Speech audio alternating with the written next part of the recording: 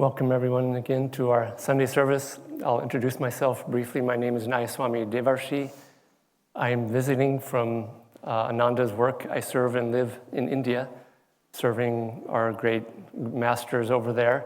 We have a monastery I'm helping to guide and direct, and I also just do traveling and teaching there in India for the last 8 years or so. And it's just a joy to be here in Palo Alto. I'm on my way back to India on Wednesday. I've been here this weekend to help promote. I think sometimes it's more like boasting about this book that I've written recently on Kriya Yoga, but it's a very good book, and I'll just read a little bit from it because it shares these teachings in a way that's very apt for this topic this morning, which is the inner kingdom. And with any topic for a Sunday satsang or a class, there's sort of two components. One is the teaching itself and the ideas that we share, and the other one is the practice.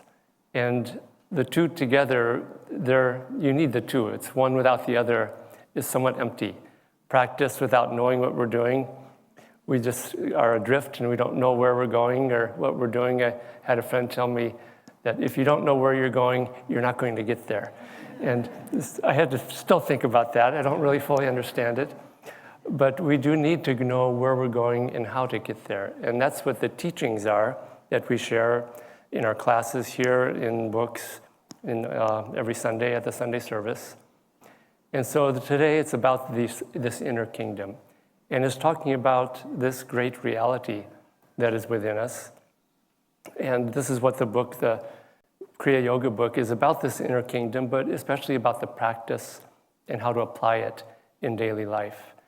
And when we have the two of these together, there's an extraordinary potential for spiritual progress because we know where we're going, we know how to get there, but then we just have to start doing it. And again, the important part is the practice, but that's also why we have a sangha, a group of people here and teachers and friends, working with each other. There's an American saint who said that essentially a group, like a church or a sangha as we call it in India, is just a group of friends, yogis, walking each other home. And we are supporting each other in this practice and in this understanding is all we're really doing. Sometimes we take turns standing up here and talking about it, but we're all really part of this process of just guiding each other, inspiring each other, and showing each other the way. The inner kingdom, this is a reality that is greater than this outer reality. We think this outer world is so compelling, and in some ways it is. And the attractions of it, the pulls of it, the desire, attachment, and also just the anxiety and the fear of all these things that are happening outside of ourselves, it has a great magnetism, and it has a great pull on our consciousness. And sometimes it's just continually and very overwhelmingly drawing us out of ourselves into fears and all these different things that we think are so real. But there's also an inner world and an inner kingdom. And one of the ways to look at how we work with these things and with the practice of Kriya Yoga as a whole spiritual path that we do here is that what we're doing is that we're creating a stronger magnetism within ourselves. And magnetism is the answer to overcoming all these things. We think we have to figure it out with the mind, and yeah, we need to use some common sense. We can't be completely impractical. But when we start working with increasing our level of energy, what we start doing is we start changing our own magnetism, and then our life begins to change. More from that than from anything else, surprisingly. And there's so much that we don't see with magnetism and energy, and there are people who see auras and such. And there's a whole world even in front of our eyes with the people here we are and just how this group of people got drawn together and how we meet our friends and the power of love to draw two people together. There's an extraordinary and an unusual magnetism in that is worth understanding it because we can consciously find ways to change our own magnetism and change what comes to us and the thoughts even that come to us. Because all these things really start to change when we begin changing our magnetism. And yes, we need to work on changing our lives outwardly and dealing with this outward reality.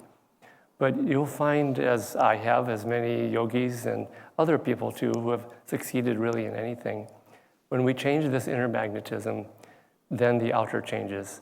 And I'll read a short passage from the book just to talk about how this works. Let's see. The science behind the electromagnet shows us that magnetism depends on a strong flow of energy. The greater the flow of energy through the wires of an electromagnet, the stronger the magnetic field. Similarly, though on a subtler level, Kriya Yoga increases the flow of energy in our deep energy spine, which yogis call the Sushumna. In science, as well as in the spiritual life, the greater the flow of energy, the greater the magnetic field. Those with a strong spiritual magnetism have a strong energy flow through their inner spine. By increasing the flow of and quality of our inner magnetism, Kriya Yoga changes our life from the inside out. And this is the inner kingdom that we're talking about. I still recall a graphic demonstration from my early school years. Our science teacher gave us a piece of paper, some iron filings, and a horseshoe-shaped magnet. We scattered the filings on the top of the paper and held the magnet under the paper. The iron filings instantly formed into the shape of the otherwise invisible magnetic field. When we moved the magnet under the paper, the iron filings also moved. If we tried to rearrange the filings with our fingers, they would always revert to the pattern of the underlying magnetism. How often do we try to rearrange surface circumstances of our lives only to see them revert to the old habitual patterns? Here then is the key to success. Change your underlying magnetism, and you can change your life. In addition to increasing the flow of energy, we must also improve the quality and the direction of that flow. Kriya Yoga gives us the ability to control the inner energy, the quality, the direction, and the intensity. And so just to repeat, change our underlying magnetism, and we can change our life. And this is the inner kingdom that the yogis talk about and why it is really so important. And I've seen this in Kriya yogis who, even working with old habits, negative habits, and, whether it's smoking or drinking and such, and they come and they learn Kriya Yoga. And weeks later, they come to me and they say, I was trying to change that habit for years. I was putting out all this energy to try to change it. I learned Kriya Yoga, and within weeks, it just fell away. And the reason is that they began changing the underlying magnetism. And for many of us in our lives, we keep trying to rearrange the iron filings of our outer lives. And that we have to do that too. When we do that with energy and conscious intention, that starts to actually change the underlying magnetism too. But yoga meditation works very directly with this inner energy.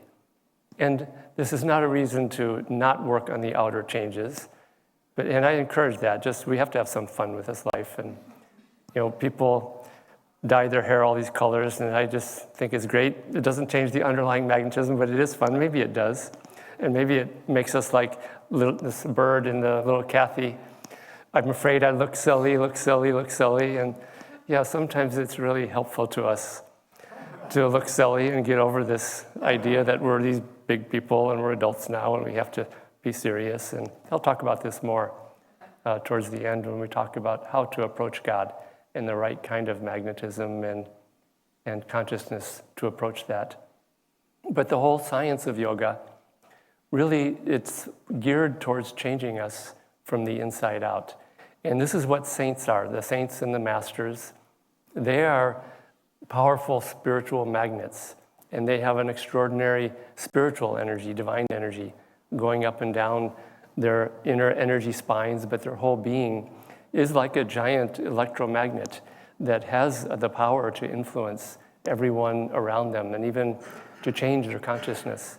In India, there's a saying, and it comes from, I think, Adi Shankara, who was a great sage, who said that one moment in the company of a saint can be your raft across the ocean of delusion. One moment in the company of a saint can be your raft across the ocean of delusion. And the reason this is because when you are in the company of a saint, a great master who has this magnetism, it changes our own magnetism. It changes us also on the inside. I share another experience of magnetism that I had. I had a desk in an office, and I had a cup that held paper clips in it. And maybe some of you have seen these little cups that have a magnet on a magnetic ring on the top, so that the paper clips are handy. You don't have to reach down in there. And we've all, I think, experienced this, or many of us have. One day I picked up a paper clip, and there are 2 or 3 more were magnetized. And these paper clips had become magnets. Their magnetism had been changed by being in the proximity of this little magnetic ring. And this is how a saint, one moment in the company of a saint, it changes us from the inside out again. It changes our magnetism. I think those who knew Swami Kriyananda, so many times you would hear people say the same thing. They would have a doubt or a question, a concern that they were really struggling with, and they had a burning issue that they really wanted to ask him.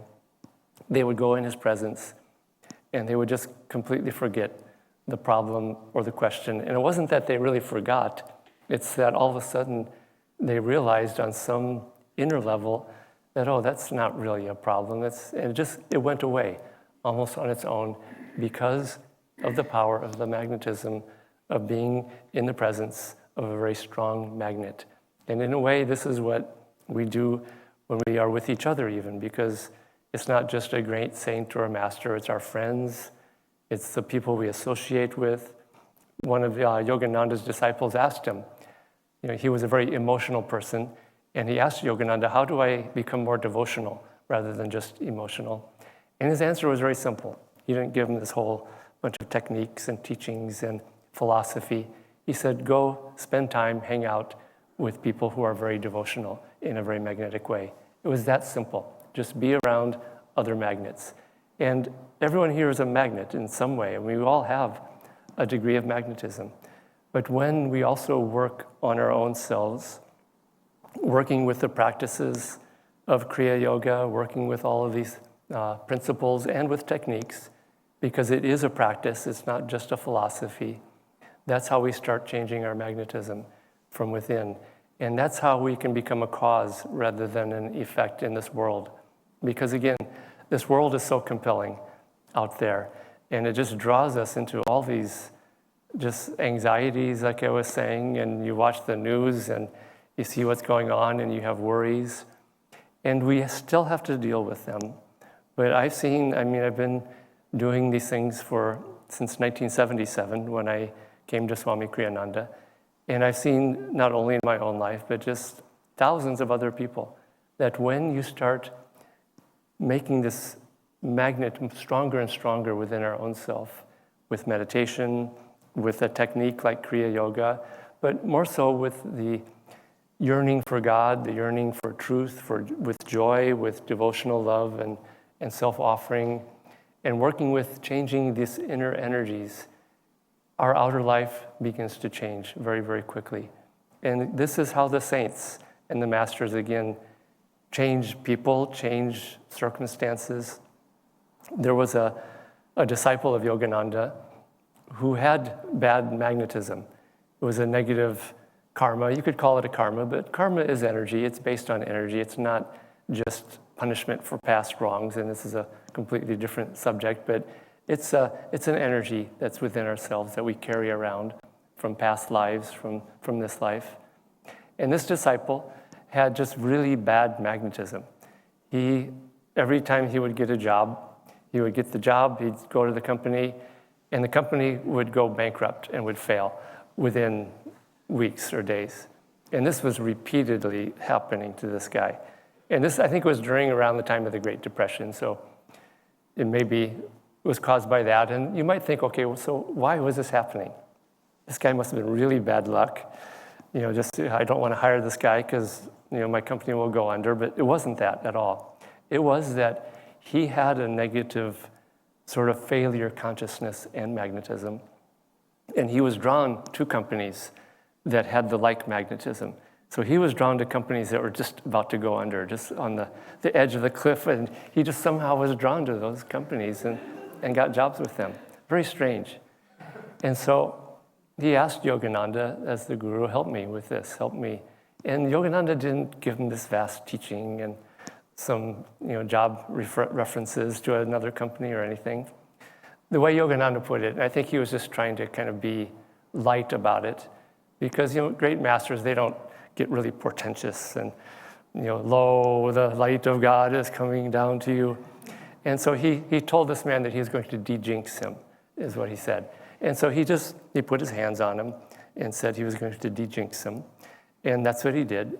And the man, next job, he went looking again.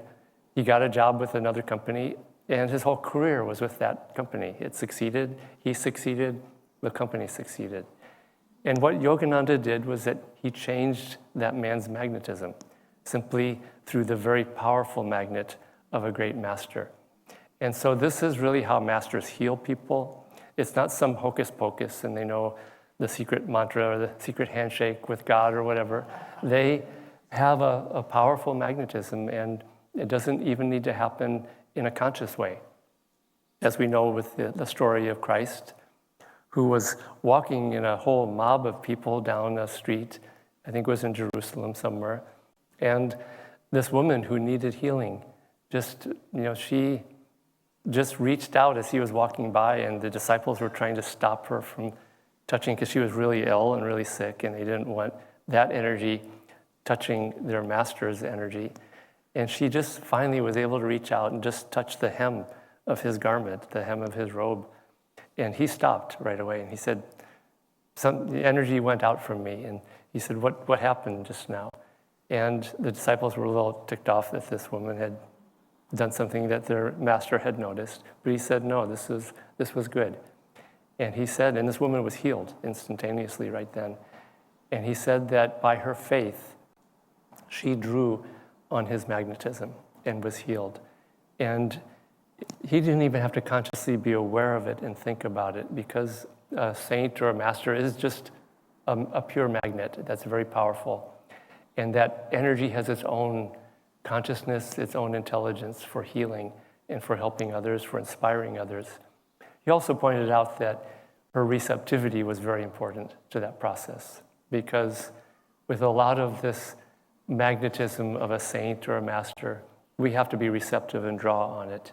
It's not like the paper clips that are passive and become changed. We also, maybe they get changed some, but the greater that we receive and tune our own awareness into the awareness of a saint or a master, our magnetism changes. I have a friend who took part in a fun experiment where someone who could read auras was testing to see what would increase or decrease people's auras. And the aura is just a way of seeing, for some people, the magnetic field of a person or somewhere or a place. And so they had the people do different things and see what the change was to the aura. And certain things really reduced the aura. One was sitting in front of a computer and reduced the aura and magnetism of the person thereby. And different things they tried. The energization exercises that Yogananda taught increased people's magnetism and aura. But there was one thing that more than anything increased a person's aura and magnetism. And they took a friend of mine who volunteered, and he's not a great meditator. He struggles because he has just issues with the brain and such that make meditation very, very difficult for him. And he thought of Yogananda. That's all he did. He put his mind on Yogananda. And the person who read aura said this person's magnetism increased more than anything that people were doing that day. And so this is the power of this inner magnetism. And just be aware of that magnetism and how it works, and use it wisely, and be aware that we put ourselves into situations that influence our magnetism for better or for worse. There's people that influence our own consciousness, and we all know this. There's people who we are around and they are maybe really highly energetic, but also highly negative. And yeah, we get kind of upset being around those people because our magnetism may be weaker. And a stronger magnet always influences a weaker one. And so this really shows that it really pays to work on increasing our own magnetism.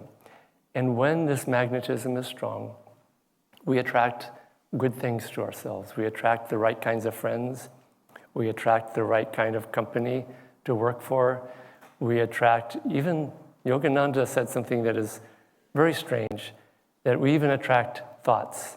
And that we think, this was my thought, my idea, but Yogananda wrote in his autobiography that thoughts are universally and not individually rooted. And they are drawn by our magnetism. We don't make them up. And so and you can see this, when we're in a really positive, good mood, we have positive, good thoughts because those things are drawn by our positive magnetism. When we're in a really bad mood and the energy is pulling us down, we tend to attract thoughts that support us in our mood. And so change our magnetism, and we can even change the thoughts that are drawn to us. Now, working with this in a divine level, working with changing our magnetism inwardly as a way of finding God, because that's all that this is about in the end.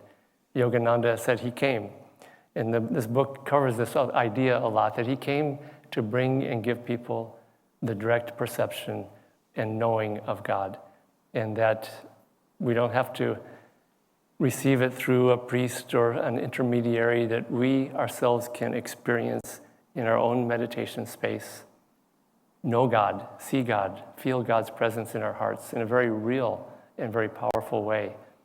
And the way that this works is through magnetism.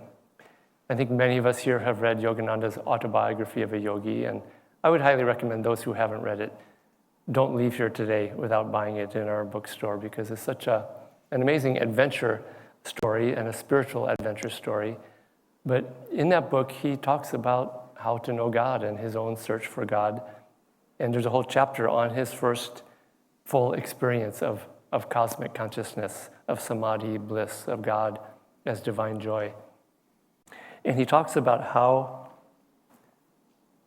to have that experience, because we think it's like climbing a mountain and you put out all this energy and you make it to the top of the mountain and there God is and you have that divine experience. And we do have to put out some energy, but put out the right kind of energy. And it's not an outward mountain, it's this inner kingdom.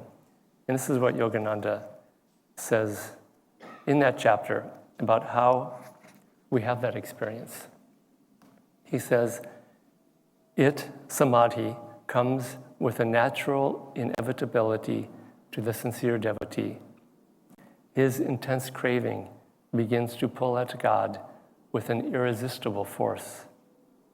The Lord, as the cosmic vision, is drawn by the seeker's magnetic ardor into his range of consciousness. And that experience is drawn by the seeker's magnetic ardor into his range of consciousness. And so it's by that magnetism that we create, in this sense, by working with our intense yearning and love for God. When that yearning is strong, we don't have to say the right prayers in Latin or Sanskrit or English or Hindi or whatever language the right prayers are supposed to be said in, and it doesn't have to be the exact right words. In fact, Yogananda once said that the highest prayer is without words. He spoke about this. He said, I can pray no longer with words, but only with the wistful yearning of my heart. And that wistful yearning is this magnetic ardor and yearning. And when we have that intense yearning and that ardor, God cannot resist. And God is just drawn to us, just like someone who has deep love for others becomes magnetic. People are drawn to them. This Tuesday, is it this Tuesday, the St. Francis? You have to attend this Tuesday night. There's a play on the life of St. Francis by our schools, and don't miss it. We'll take attendance or something, or someone will, just to be sure. But St. Francis of Assisi had that kind of magnetism where people were drawn to him. And he was a humble person who, people said he was very homely looking. He wasn't at all handsome or attractive outwardly, but he had this intense magnetism. And birds would be drawn just to land on him because even they were just drawn by this magnetism. It's so strange. I spent a year living in Assisi, where St. Francis lived. And there's you always see the images, the paintings of St. Francis and the birds. And for some reason, this just shows how the world tries to pull into a different magnetism and just is always fighting the divine magnetism. But in that whole Assisi area, for some reason, for many decades now, it's been really big to hunt birds. And just everywhere, people are just really into hunting birds, but not just game birds. They shoot sparrows and little tiny birds. And because I was there and I was wondering, where are all the birds? And these hunters come by and you could hear them shooting but it's just the way of this world is to try to counteract that divine magnetism. But when we start to work with that, and simply his magnetism was not from being really intelligent or bright or knowing the teachings, it was from living these teachings, and especially this divine magnetic ardor that even attracted birds to him, attracted people, and just really changed people. And a great saint can change many, many lives by really, in a way, another way to look at it is lighting this spark within our own hearts. And just, it's already there in us. It's not like we have to find it outside ourselves. And this is the whole inner kingdom. We each have it inside of ourselves. And when we start working with these practices, as the chant that we were doing today, all the lights do light themselves. And just that's what happens, is that all the doors do open themselves. And there's even a mystical meaning to that chant where it refers to the chakras, these magnetic centers in the astral spine that the yogis talk about. And they open themselves because simply by offering ourselves into the grace and the light of God in this very simple and pure way, the grace comes and the doors open through the power of the divine light, through the power of God coming and being drawn to that divine magnetic ardor. And it's really simple. And again, these teachings they sound complex, and they are in a way. And you hear a lot of teachings here, there's a lot of books, there's a lot of ways to approach it. But in a way, they're coming or trying to get us to come back just to the pure simplicity of this divine magnetic yearning. And if we can awaken that, then we change. And we don't have to intellectually know it all, because we're not going to get there just by figuring it out. And I think, especially in the West, we think we're really good at figuring things out, and in a very practical ways. And we just think, okay, I'm just going to figure this thing out of how to be free inwardly and how to find God and know all these things. But it doesn't come up here. It comes very simply from here in the heart. This song that they sang, Little Kathy, about this bird that was kind of, embarrassed to dance because it didn't know how to dance. And you might wonder, what does that have to do with the inner kingdom? Usually the song sort of ties to the topic. And today it really actually did, in a very deep and very simple but very profound way, which is that when Yogananda said, I can pray no more with words, but only with wistful yearning, this is the child that just comes before God and doesn't need words. It doesn't need any fancy knowledge. It doesn't need to know about chakras and sushumna and all this complex, arcane, mystic sort of knowledge. It just needs this very simple, childlike purity.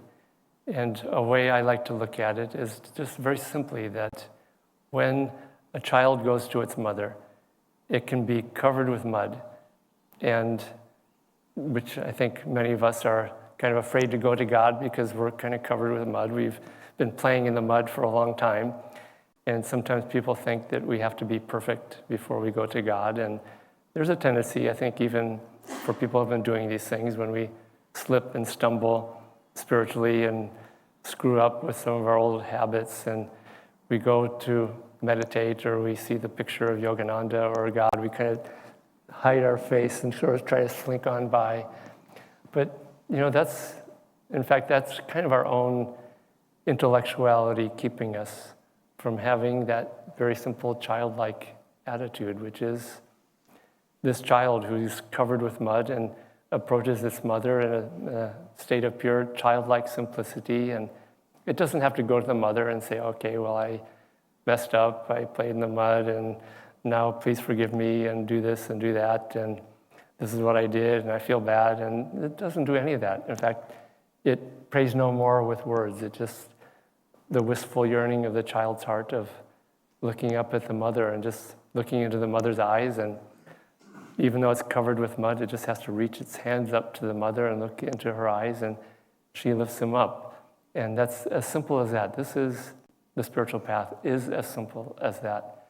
And all these philosophy teachings, they help us to get to that point by changing our magnetism, changing our thoughts, changing our consciousness, and bringing us to this very simple, childlike, wordless, yearning and magnetic ardor towards God that is really, in the end, how we are lifted. Because even with such a technique as Kriya Yoga, which Swami Kriyananda taught and wrote quite a lot about, this book talks about, but really, even that, he writes that every time we practice this technique of Kriya Yoga, which people tend to overcomplicate, he said, see it as just a simple self-offering of our love to God, a simple ceremony, a very childlike approach, in fact, that I would highly recommend to Kriya Yogis. And the reason he says to do it that way is that in the end, we are only freed by God's grace, which we have to do the work to put ourselves into that grace by lifting ourselves up into that realm of positivity, love for God. But when we lift ourselves up into that grace does the rest and pulls us up and frees us. I'll just end with something Swami Kriyananda would very often say at the end of his life. And I think because he had experienced it so much in his life, he said, and it's a phrase that we've heard, I think, many of us at other times, but he said, when you lift one hand up to God, God lowers two hands to pick us up. And again, it's that simple. I think sometimes that this is the reason why the gods and goddesses in India have 8 arms and 8 hands, because we have 8 hands coming to pick us up. But we really only need that one hand to pick us up. And our part is simply just this: lift our hand up to the divine, lift our hearts up to the divine. And that really is the essential teaching that we really practice here. And again, it is a practice. The teaching is good to bring us to that point. But the practice, doing it simply in the way that we talk about, will free us from all suffering, all limitation, all fear, all anxiety, and help us to become free in the divine as our hearts really, it's the only thing that will satisfy it in the end. So may the grace of God and the teachings of our great masters bring us all home. And if you aren't practicing these things yet, do check it out. And just you'll find that it can help anyone, wherever you are at, to rise up and become greater than this very limited self that we might feel that we are sometimes. Om. Peace. Amen. I've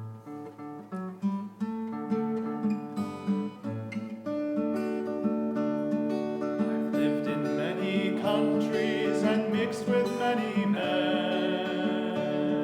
I've shared the days of sunshine, gone with them in the rain. The fires at evening said we were brothers. The fires at evening said we were brothers. A soldier I saw weeping beside a dying friend. My officers had said I must hate him till the end. But seeing his grief, I knew we were brothers. But seeing his grief, I knew we were brothers. A man sat on a doorstep.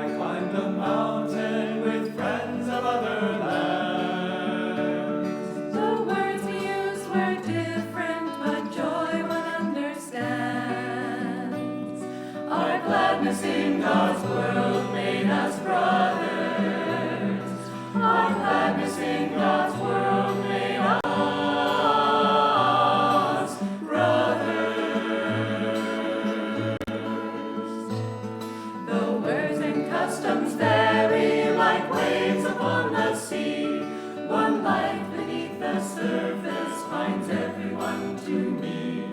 Who knows the truth knows all men as brothers. Who knows the truth knows all men as brothers. Then brothers, why endeavor to set ourselves apart? The fences weave and buildings squeeze tight upon our hearts. Come sing the truth that all men are brothers. Come sing the truth that all